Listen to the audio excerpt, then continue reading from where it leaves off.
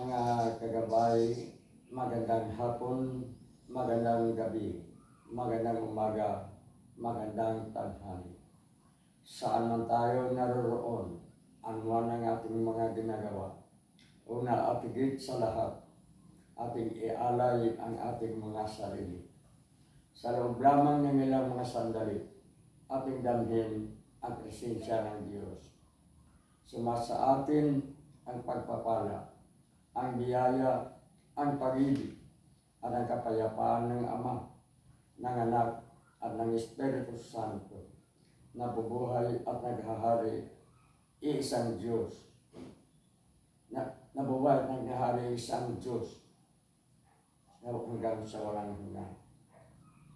Mga kagabay, sa panahon ng Kapaskuhan, marami ang mga dumadaing. Bakit may Pasko pa? Paskong tuyo, Paskong wala-wala, Pasko ng kahirapan. Naiingit tayo sa iba nating mga kapatid na masarap ang pagkain, maraming tinatanggap na regalo, maraming nabibili sa panahon ng Kapaskuhan. Sa madaling salita, nagre-reklamo dahil tuloy-laway ang mga nahihirap. Ngunit, kung ating pag-aralan mabuti ang mga kaganapan sa Kapaskuhan, sapagkat ang Pasko, ulitin natin, ating bigyang diin, ay ang kapanganakan ng ating Panginoon. Ang pagkakatawang tao ng tunay na Diyos alang-alang sa ating kaligtasan. Sinabi nga sa banal na aklat, sa Juan, 3 kabanata, talata 16. John 3:16. Sadyang mahal ng Ama ang sanlibutan. Kaya sinugo ang buntong anak, at ang sino mang kikilala sa Kanya, ang sino mang sasampalataya sa Kanya, hindi magkakaroon ng pahamakan. Sa halip, magkakaroon ng buhay na walang hanggan. Magpapalain ang mga sasampalataya at mga maniniwala sa Panginoon. Ang tunay na Diyos na naging tunay na tao, alang-alang sa ating kaligtasan.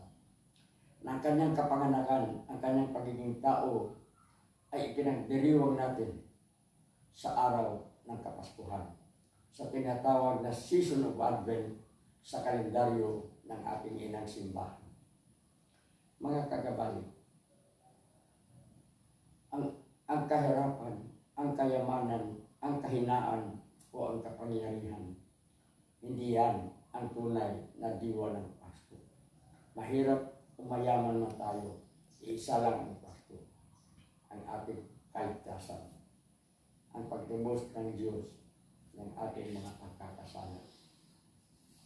Ang Diyos, ang hari ng mga hari, ang ating tagapaglikha, nagpakababa sa panahon ng Kapaskuhan. Ito ang tunay na diwa ng Kapaskuhan, ang paghihirap ng ating Panginoon. Sa kanyang pagiging tao, ang kanyang piniling magiging mga magulang ay ang mga mahihirap, ang mga simpleng tao. Ang nagiging ina ng Diyos ay isang hamak na Birhen, si Birhen Maria, isang hindi kilalang babae. At ang kanyang nagiging ama ay isang panday. Alam niyo sa mga panahon yan, ang pinakamababang tinitingnan ng taong mga kapanahon na yan, hinahamak ay ang panday. Ina, kamaya babang uri ng naghahanap buhay. Panday. Kaya nga, minsan sa mga joke na sinasabi natin, hindi si Fernando po ang panday. Si ng Nazaret ang panday. At hindi si Ramon Revilla ang anak ng panday.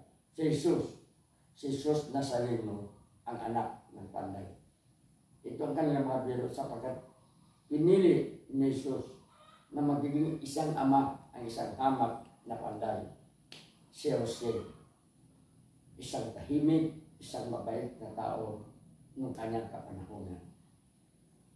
At si Jesus, hindi ipinanganak sa mga magagarang ospital katulad ng St. Luke o saan mang magagarang ospital. Ipinanganak si Jesus sa isang walang lamang kwadra o tirahan ng mga kabayo. Walang saklot, walang anuman, maliban sa mga daladalang pabalot ni Maria ng kapanahon na yan. Hindi siya ipinanganak sa isang marangyang pamamaraan. Pinapakita niya ang kababaan, ang kadakilaan ng kahirapan.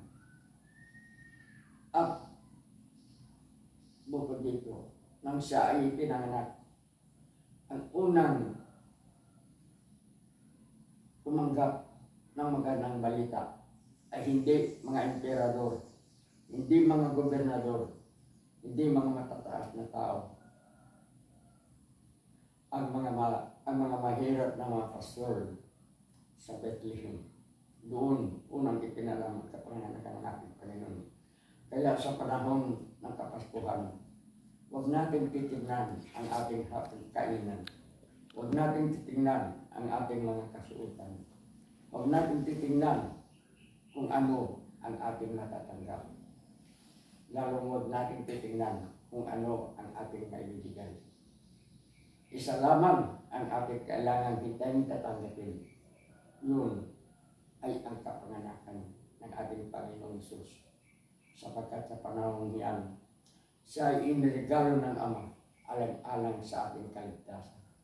Nang dahil sa pagmamahal ng pag-ibig ng Ama sa makasalanang mga tao, sinubo ang bugtong anak, magpakababa, magpakahirap, ipinanganak sa kahirapan. At isa pa, bago ipinanganak si Jesus, nagkaroon ng kautusan si Emperador Augusto Caesar na lahat ng kanyang mananasakupan ay magkaroon ng sensus, magpatala kung sino ang kanyang mananasakupan. At doon nga, sa panahon yan, si Maria at Jesus, si Maria na noon ay manganganak na, napilitang pumunta sa Bethlehem mula sa kanilang tahanan sa Nazaret, pumunta sa Bethlehem upang sila ay susunod sa kautusan ng gobernador. Pinili ng Diyos, sumunod pa sa kautusan ng tao. Ganyan ang pagpapakababa ng Diyos. At doon nga, walang tumanggap na anumang hotel sa mag-asawa dahil sa kanilang sasakyan ay isang payat na asno saan si Maria lamang ay nakasakay at hila-hila ni Jose. At doon naganap ang kapanganakan ng ating Panginoon. Isang napakababang pagdating ng hari ng mga hari. At tayo, magiging mayabang tayo sa Panginoon. Bakit may Pasko pa? Isipin natin, ang Pasko ay kapanganakan ng hari ng mga hari ng ating mga tagapagligtas na nagpakababa. Diyos nagpakatao. Turan na Diyos, nagiging turan na tao. Isang napakagandang regalo. Kaya sa panahon ng Kapaskuhan ng mga kagabay, ang ating tanging maialay sa ating Panginoon ay ang ating pagmamahal, ang ating pagdakila at ang ating pagsamba sa Kanya. Sapagkat siya mismo ang iniregalo ng Ama alang-alang sa ating kaligtasan. Exchange gift, pagmamahal, pag-ibig.